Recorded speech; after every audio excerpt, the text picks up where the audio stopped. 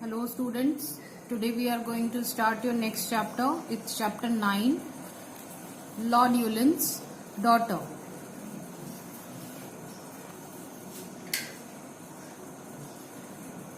A chieftain to the highland bounds cries, boatman, do not tarry, and I'll give thee a silver pound to row us over the ferry. In this paragraph, poet has explained about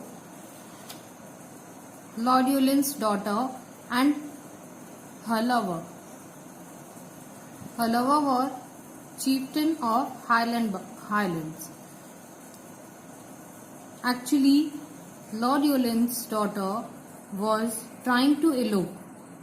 That means Lord Yulin की जो बेटी थी वो अपने प्रेमी के साथ भाग जाना चाहती थी और भागते समय वो उसे एक बड़े से लेक को पार करना था उसी पर बेस्ड ये पूरी पोयम है. A chieftain to the highland bounds cries, boatmen do not tarry, and I'll give thee a silver pound to row us over the ferry. In this paragraph, poet has expressed that chieftain is the lover of Lord Yulin's daughter, and he wanted the boatman. Actually, he had to cross a lake. So he was saying to the boatman that do not tarry. Tarry means do not delay or do not waste time. Do not waste your time. Be fast and row us to the other end of the lake. And for this, he will give silver pound to him. Now who be ye would cross Loch Gill, this dark and stormy water? Oh, I am the chieftain of Ulva Isle, and this Lord Yulin's daughter. Now this boatman is asking, who are you and why you wanted to cross this lake? Now this is the dark and stormy water, so why you are taking so much risk? But chieftain told him that he is the chief of Ulva Isle. That means he is the chief of Ulva Island, and his lover is Lord Yulin's daughter. And fast before her father's men, 3 days we have fled together. For should he find us in the glen, my blood would stain the heather. In third stanza, poet has expressed that the lover, chieftain, was saying to the boatman that for 3 days we have ran from the Lord Yulin's daughter's men. Lord Yulin's father's daughter's men. Actually, Lord Yulin was trying to catch these two lovers, but actually they were fled from them. 3 days we have fled together, and they were running for their life.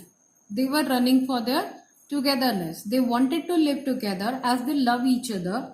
For should he find us in the glen, my blood would stain the heather. If Lord Yulin and his men will reach here, then he will kill us, and maybe he will kill me, and the blood will stain the heather. That means Lord Yulin's daughter. His horsemen hard behind us ride. Should they our steps discover, then who will cheer my bonny bride when they have slain her lover? Fourth stanza expressed that this chieftain, this lover, is saying to the boatman, he is trying to convince the boatman that the horsemen who were following us may discover our area, and if they will kill me, then who is going to look after my bride, to be bride, and who is going to share his grief and sorrow if her lover is killed? That means if chieftain was killed. Outspoken, the hardy Highland wit, I'll go, my chief, I am ready. It is not for your silver bride, but for your winsome lady. Now the boatman is saying that I will go, my chief, I am ready. He is ready to sail through the stormy water. Not for only silver bride, but for the winsome lady who was very beautiful and very lovable. And by my word, the bonny bird in danger shall not tarry. So, though the waves are raging wide, I will row over the ferry. Now, again, the boatman is saying that I will keep my word. I will not let you down, and I will take this danger of crossing you over the lake or river. So, though the waves are raging wide, in spite of this stormy waves, I will take you over the ferry. So the storm grew loud apace, the water wrath was shrieking, and in the scroll of heaven each face grew dark as they were speaking.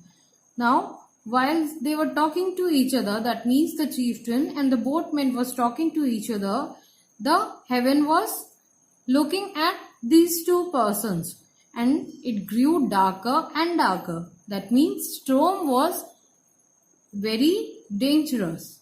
But still, as wilder blew the wind, and as the night grew dearer, adown the glen rode armed men, their trampling sounded nearer. Now the wind was very wilder, and the night grew dearer. Night was also dark. Then they heard the armed men sound, and that sound was too close to that area. Oh, haste thee, haste, the lady cries. Though tempests round us gather, I will meet the raging of the sky, but only an angry father. Now this lady, Lord Yulin's daughter, is saying that sail the boat fast, make the haste, just because the tempest is around us, but the storm is around us, but the men following us has reached the shore, and she will have to face her angry father. The boat has left a stormy land, a stormy sea before her, when, oh, too strong for human hand, the tempest gathered over her. Now, next paragraph express that the boat has left the shore, but the stormy sea was before her. But her strong human hand, that means she was with her lover, and that was the most important courage she was having in her hand. They were holding their hand with each other. The tempest gathered over her. The storm was around her boat, and still they rode amidst the roar of waters fast prevailing. Lord Yulin reached that fatal shore. His wrath was changed to wailing, for some dismay through storm and shade. His child he did discover. One lovely hand she stretched for aid, and one was round her lover. Now, this paragraph expresses the emotions of Lord Yulin. Now, Lord Yulin has has reached the shore, and when he saw his daughter in this fatal condition, that means she might die. So he was very dismayed. He was very depressed that he might lose his daughter. So his wrath, that means his anger, was changed into wailing and mourning. That means उसका गुस्सा जो था वो पछतावे और कह सकते हैं कि पछतावे या फिर कह सकते हैं कि दुख में बदल गया. His child he did discover when he saw his daughter in the fatal condition, but still he saw that Lord Yulin's daughter's one hand was stretched for the aid. That means Lord Yulin's daughter का एक हाथ पानी से बाहर था कि वो किसी सपोर्ट की हेल्प की इच्छा कर रही थी, बट दूसरा ही हाथ उसी समय उसका दूसरा हाथ उसके लवर के कंधे पर था. That means lord Ulin's daughter will never leave her lover, but still he wanted to save his life and wanted to live further. Come back, he cried in grief across the stormy water, and I will forgive you, your Highland chief, my daughter, oh my daughter. 'Twas vain, the loud waves lashed the shore, return or aid preventing, the water's wild wind over his child, and he was left lamenting. Now, last two paragraphs are explaining that now Lord Yulin is saying in grief that come back my child, I will forgive you each and everything, I will marry you with Highland chief, but still the storm was very fatal, and at last the loud waves engulfed both the lovers, and nothing was left with the boat, and boat was trampled down. But Lord Yulin started lamenting sitting on the seashore. That means उसकी बेटी और उसका lover दोनों ही पानी में डूब चुके थे और वो पछताते हुए सी शोर पर बैठा हुआ था. Now we are going to start the next chapter also. This is Chabi Chetan. Chapter 10, Chabi Chetan. Chiku Chiku, wake up. It's 6:30 a.m. You will miss the school bus again. Chetan's mom had been calling from the bottom of the stairs, but when she got no response, she came up to Chetan's bedroom. Chetan's mom called Chetan Chiku as a nickname, and he has to get up early at 6:30 for his school bus. He was still curled up in the blankets. She pulled back the curtains and shook him gently. Please, Mom, don't call me Chiku. Chetan groaned, squinting as sunlight flooded into the room. And I don't want to go to school. I'm not feeling well. Can you let my class teacher know that I won't be able to come to school today? He said, slumping back against the pillow. He was not feeling well today, so he was expecting that he should take a leave. Chetan, you can't skip school like this, Mom replied sternly. She was very determined that she will send Chetan to school. Chetan sighed. Okay, Mom, he mumbled, swinging his legs out of the bed. After he had washed up, he stood in front of the mirror. He looked at himself. I wish I was slim and tall rather than chubby. He thought, I don't want to go to school. Everyone teases me. He plodded down the stairs, slowly down the stairs. He was slightly fat and cute-looking guy, and he wished that he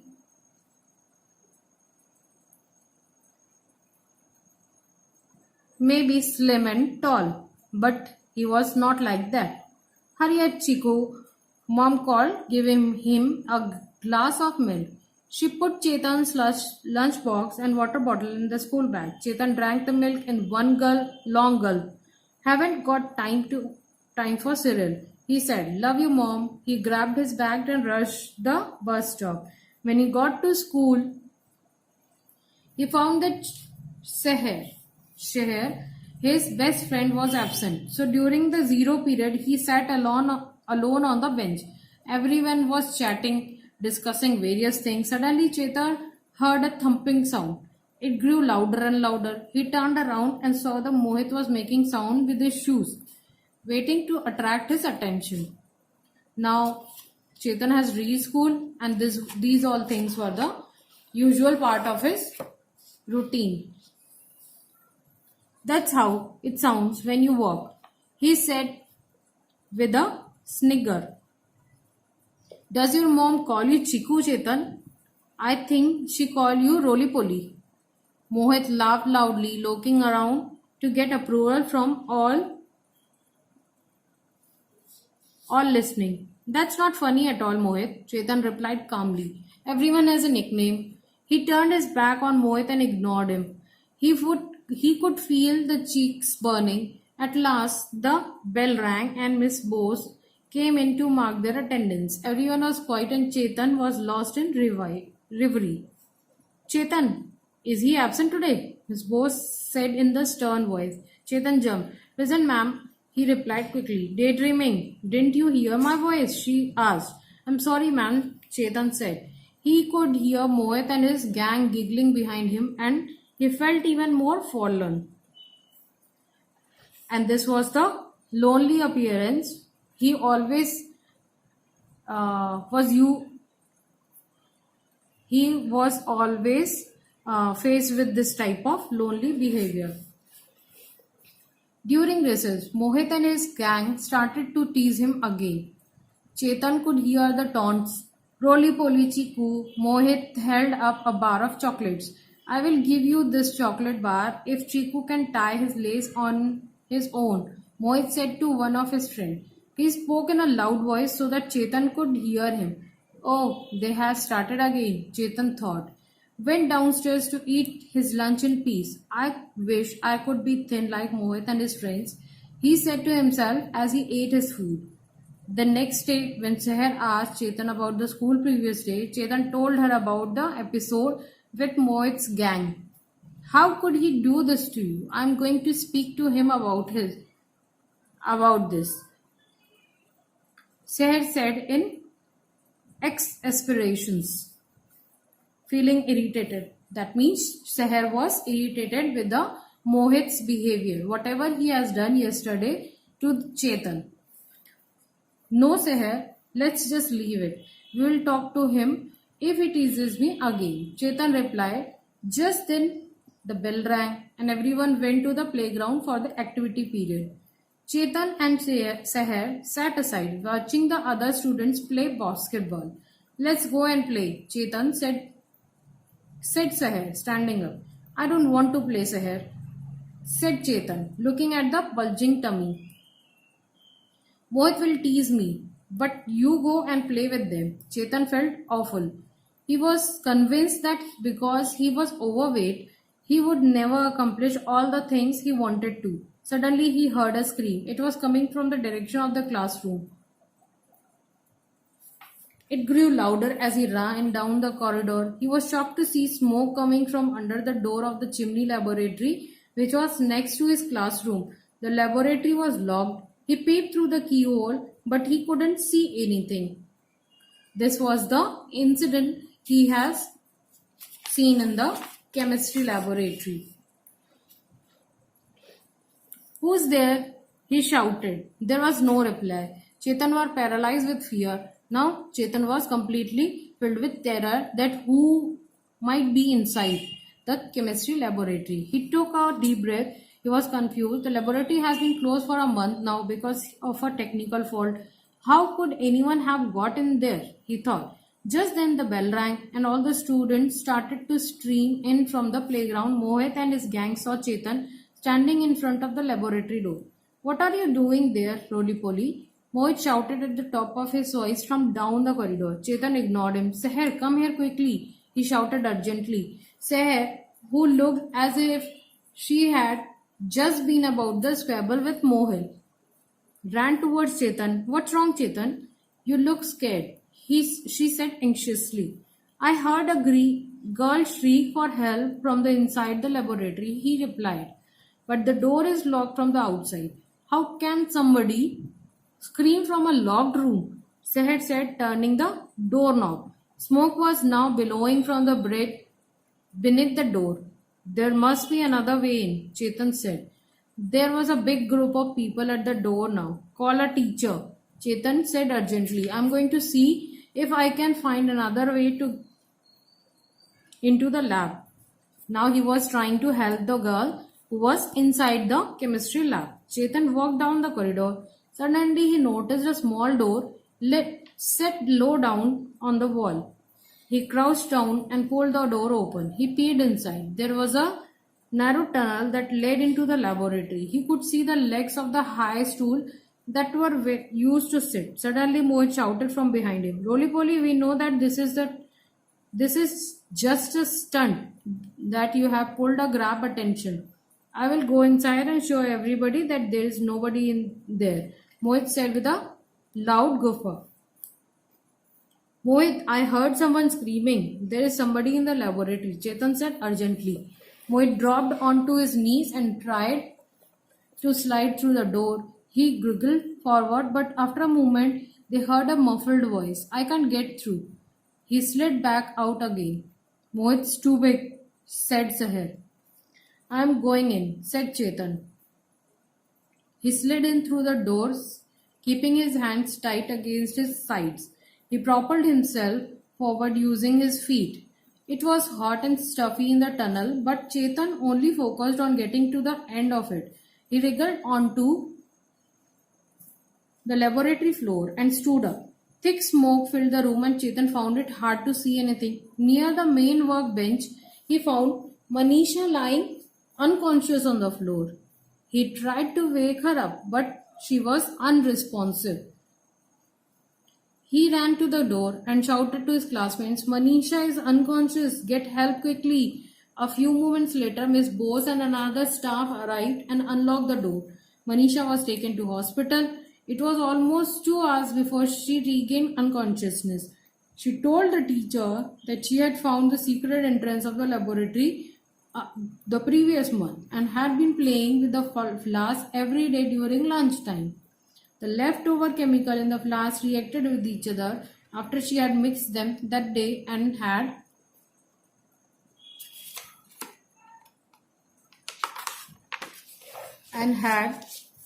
created a gas. She had been overcome by the fumes from the gas.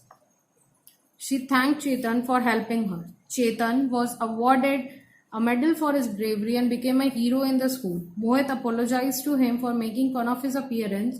I have been such a fool, he said. It was only when I couldn't fit through the tunnel that I realized that when somebody makes a comment about your appearance, it hurts. Sarah said that I was too big. She didn't say it in the nasty way, that I taunted you about your size. I realized then how much I must have hurt you each time. I shouted nasty things about your appearance. Chetan and Mohit had a long talk and ended up becoming a friends for life. Now this chapter clarifies that Chetan, being a fat and roly-poly person, helped Manisha in getting conscious, and now Chetan was the hero of whole school, and Mohit and Chetan became friends for life. Thank you, class.